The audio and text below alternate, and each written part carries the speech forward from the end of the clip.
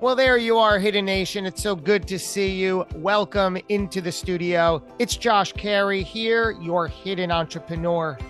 Hidden Nation, today we have an extraordinary author coming to the table to talk not only about the books that he has written, but we're going to dig deep into, like I say, the person behind the books, because too often we get consumed in these novels, in these biographies, but we never really get to detail and meet the people behind. And from what I'm told, there are people behind these books. Case in point, our guest today is Mick Lowther. Mick, welcome to the program. Thank you very much, and thank you for inviting me. You are the author of 7 books to date, because I know you're practically just getting started.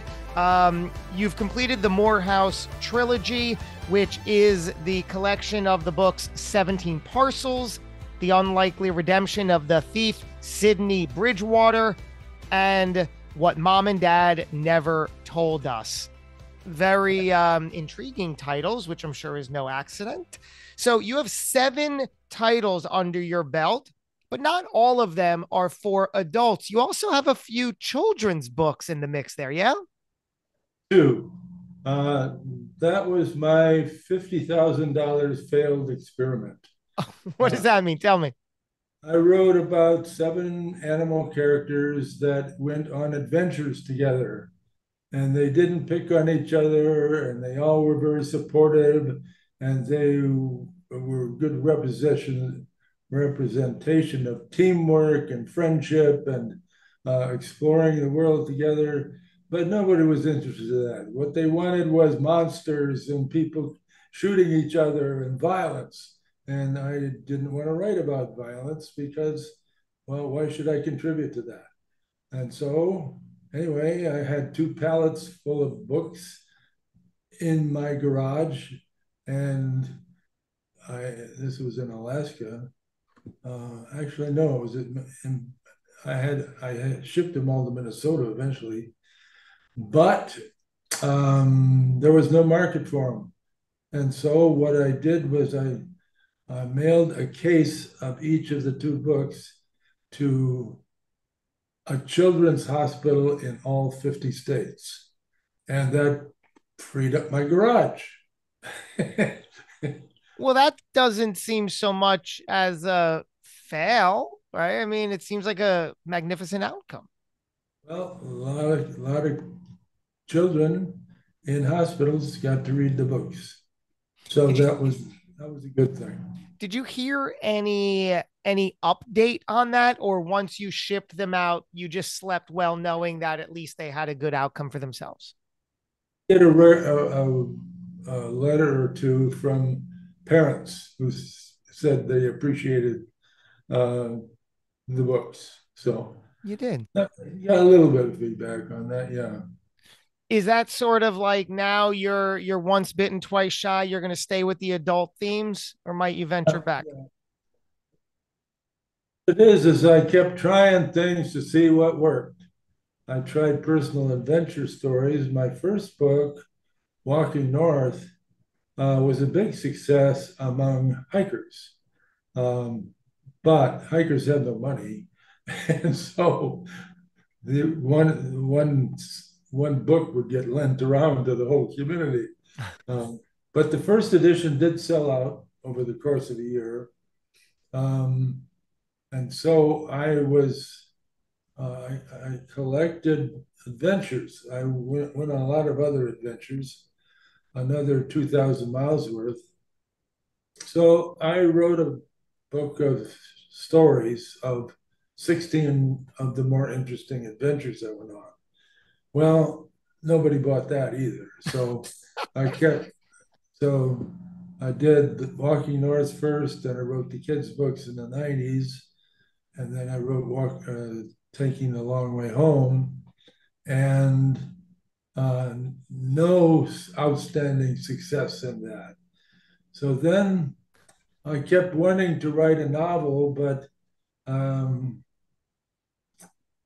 I would get an idea and I'd start writing, and I'd finish chapter 3 and say, I don't have anything more to say. This story's petered out on me. So after doing that half a dozen times, I finally got an idea that became 17 parcels, and turned out that it was an idea that carried into 3 books. And so there's the trilogy. Mick, this is it. There's so much here because first of all, I love your outlook. It seems like you've come to terms with not these blocks, but what worked and what didn't, and when it didn't work, you found a new way to implement to hopefully work, and that didn't, but this did. So you had all these writing um, experiences that, as you said, didn't quite hit the mark. So, what do you think it was, though? Was it just perseverance that the right moment, the right time, and inspiration that 17 parcels worked? I've always said getting published is having your work appear on the right desk on the right day. And so, anyway, I wrote 17 parcels because it was an idea that just couldn't be stopped. It just kept going, and Well, I said I really got some substance here, and I really liked the process of writing, doing something every day. hmm, So anyway, I sought out self-publishing because it's so much easier. I mean, it didn't even exist long ago, but anyway, I had 17 parcels published and said, okay, I did that. I got them all on the shelf here. Um, and suddenly that seemed to catch on. Um, and I was getting uh, solicitations for one thing or another. And so 17 parcels seemed to strike a chord with people. And it's now, I have representation now, and they're actively marketing my book. Uh, the Unlikely Redemption, Sydney Bridgewater was a character in 17 Parcels, but she was just there. really? Uh, she was, I didn't have a bad guy. So I said, I'm going to make a bad girl instead. And so she works at this law firm, and she's a computer programmer of great excellence, and she was able to um, set up a little skimming code that would skim a little bit off all the invoices. And so and she had done that at every employer, and so she had managed to skim off Millions. $21 million Yeah. over the course of 28 years. So I said, she sounds like such a fun character, and she was so much fun to write about. So that's what the second book is about. It's just exploration of her character. And it begins with she has never been caught, uh, has no regrets, no remorse, but she's beginning to suspect that there's someone on her trail. Mm. And so she concludes that she would rather come forward than be chased down. And so she hires a lawyer, and her request of him is, I want you to seek out a way to um, make recompense to all these employers, Oh, wow. but I want to keep the money. So he says, I can do that. If you give me $500,000 down, Mm. we'll work on it. Well, it's very common in the business world that uh, companies don't want adverse publicity. And so if it comes out that someone stole millions from them, They'll hush. Yeah. this is not good stewardship of the company. Yeah. And so none of them wanted to pay them, cared about the money. Said if we didn't miss it for 28 years, Yeah. Let it we go. don't miss it now.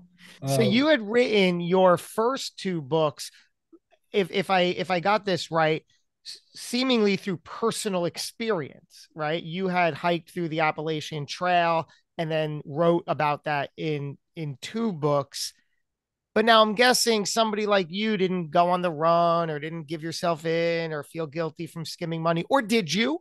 In other words, where does the personal experience writing versus where does this come from? Purely imagination? business. I've worked as a computer programmer for years.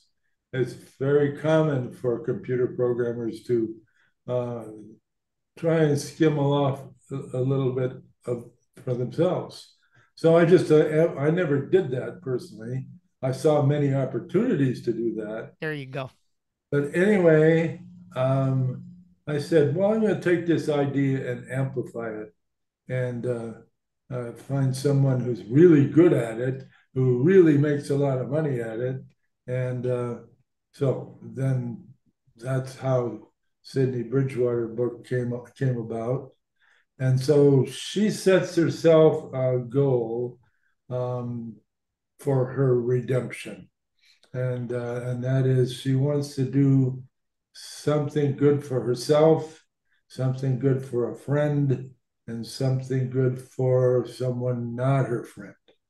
And that's her vague uh, um, Redemption. set of criteria Yeah. for redemption. So she hires two young people who are in their 20s um, to help her proceed. Uh, Once she's out of work and has shut down this whole skimming operation, because that was the lawyer's criteria for working with her, said, I can't work for you if you are continuing to do this. You have to stop the wrongdoing. Oh yeah. Then I'll work for you. So he got that all settled, and then she opens up a private investigating firm, and she hires these other two people, uh, Rory, who is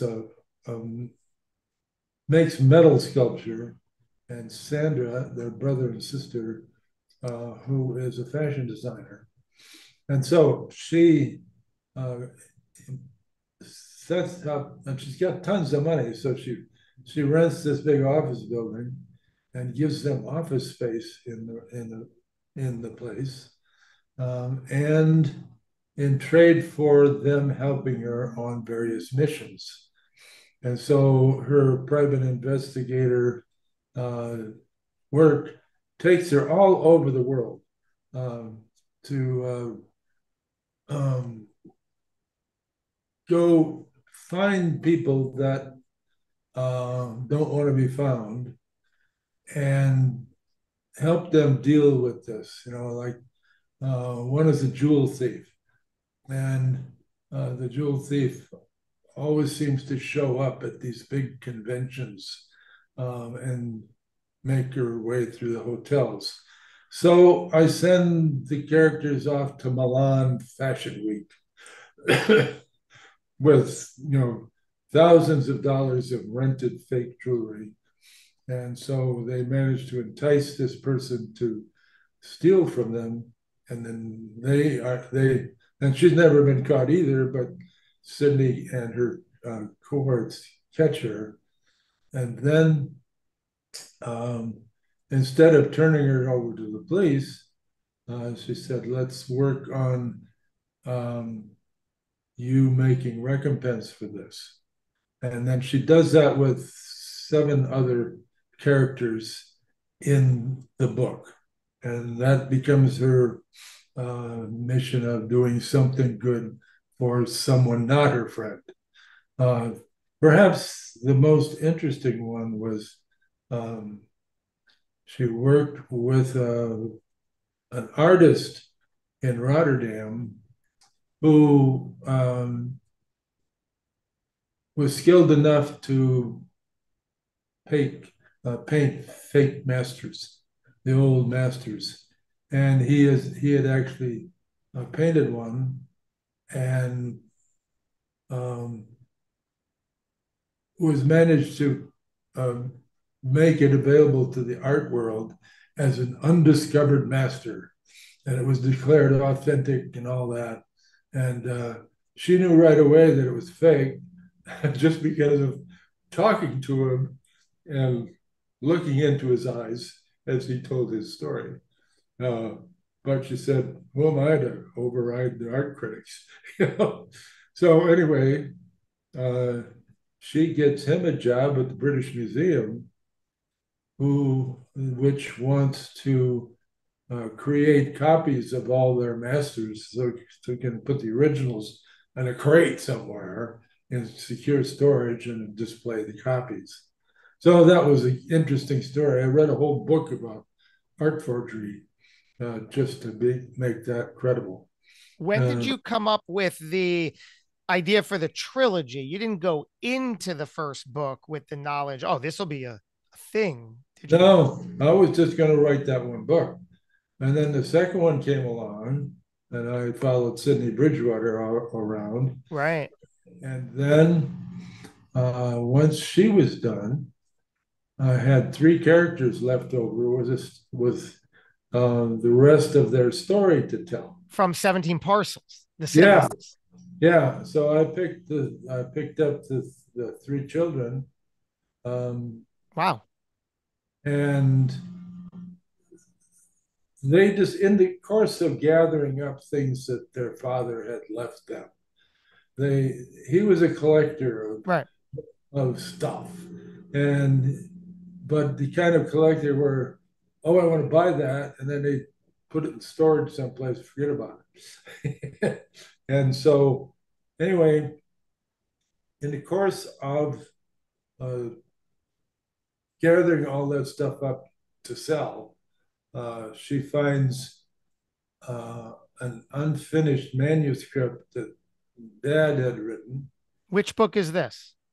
This is now what Mom and Dad never told us. Right. So now this is the third book. Are the characters identical like it is those, or it's just characters sort of based on that storyline with new? It's all the same characters It through is. the three books. Okay. They're just older. Yeah, well, great. I When you're mean, writing these, do you ever do you see movies as well? Because obviously there's movie implication here. I've watched a million movies, and I have a whole collection of 1,200 of them sitting on my wall on shelves. I just love to watch movies. So I get ideas from them and for them. Um, anyway, the other thing that they find in this collection was a key, and the key leads them to an old 2x4 tar paper garage, which is empty, just tire tracks on the dirt floor. But eventually, they discover this compartment, and that leads them to opening it and discovering inside a tube of architect drawings, which when they roll them out on the car hood, they say, "Well, this looks like a museum." And then so they go to the architect firm. They say, "Well, this is 40 years ago," but they did find out what it is. That leads them to a museum in Springfield, Missouri, and uh, the three of them walk through the front door and stop dead in their tracks because the greeting picture on the wall to say "Welcome to the museum" is a picture of their mother, who um, who died when they were teenagers, and they have never been quite satisfied with the explanation of how she died. And so now they've got two mysteries. They got Hmm. what's this manuscript all about? And how did mom really die? And that's what that book is about. And so, As a movie buff, you've said there must be a desire to see these become films. yeah, I would like to see them. I would like to have it on my shelf and be able to pull it out and say, I did that and put it back. When you think about this, you also you also consider who might play the parts. No, I never really have You don't. written anything. Like they say, I wrote this part for Harrison Ford. Well, no, I didn't write this for anybody. I wrote it for myself, to express what I knew and had learned about these characters. Hmm. Because when I get a set of characters, they kind of mill around in my head, and I gradually get to know them and know what they will think, what they will say, what they will do. And so it gets to the point eventually where I just kind of follow them around.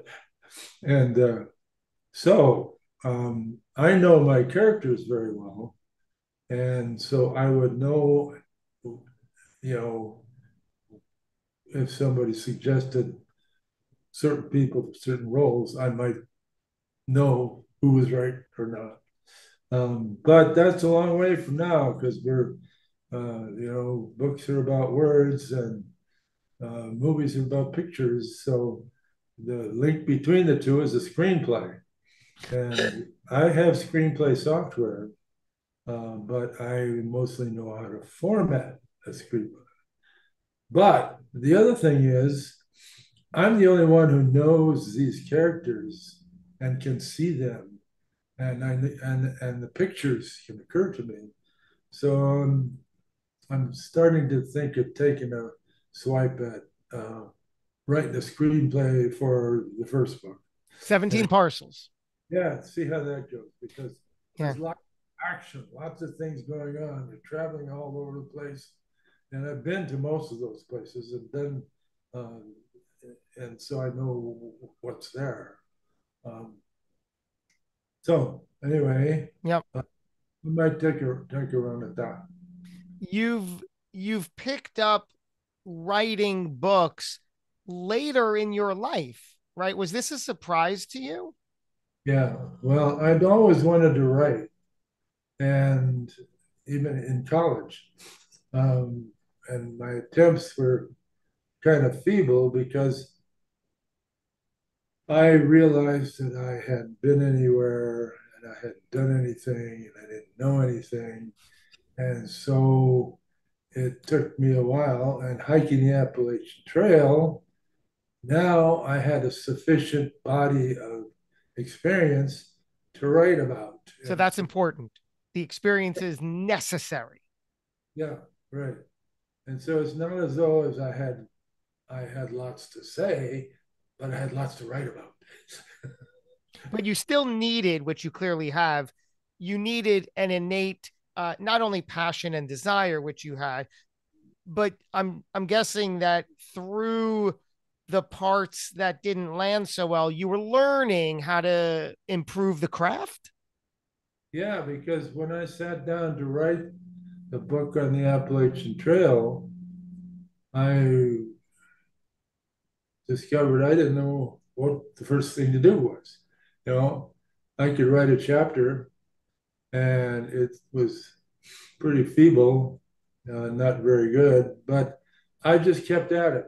And Yeah. I rewrote the book 5 times till finally I said, this sounds pretty What good. made you rewrite it? Your own personal reading it and I could do better. I got to take another crack. Yeah, that's right. Kept going until it finally, I got the feeling of how to tell a story. And then once I had that uh, uh, more defined to myself, then I went back and um, I had some people read it from time Mhm. to time, and they would say things like, there's too much detail, it's getting in the way. Um, and so it became less of a what we had for breakfast uh, to more about what we were thinking about and Mm. what were our expectations for the day and on the conflict between, because I didn't go alone, I went with my wife and 10-year-old daughter. Oh, wow. So the one thing that saved our trip is that we never, all three of us, wanted to quit on the same day. so, so, I mean, a good example of that is it had been raining for days, and um, we were all tired and wet and soggy. And so we said, I'm really tired of this. What do you think we should do? And Kira, who was 10, said, let's go to a motel and think it over. So we did that. And then we renewed our enthusiasm by being out of a wet tent into a room with a real bed.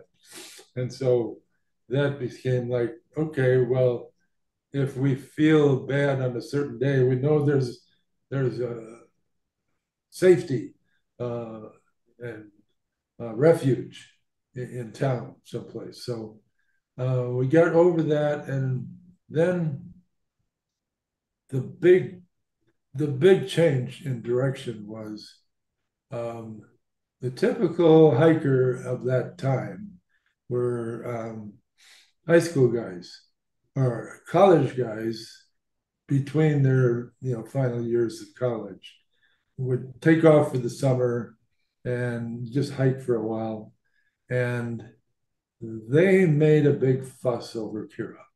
I said, um, because here she is with 200 miles under her belt.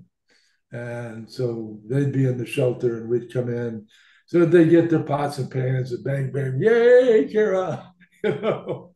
And, and all of a sudden, she realized that she wasn't just a kid tagging along with mom and dad. She was a through hiker. She was going to Maine. And so that changed the whole uh, tune of our no. She wasn't just dragging along, having to be bribed with chocolate bars every day. Um, she was now on the same mission we were, and so that made a whole difference in that journey, and it was the reason we were able to succeed. And of course, that was full of problems and things that we had to come up with solutions for. And some of the solutions we didn't all agree on, but eventually we did forge ahead. We did finish the trail, and we were very happy with how it worked out.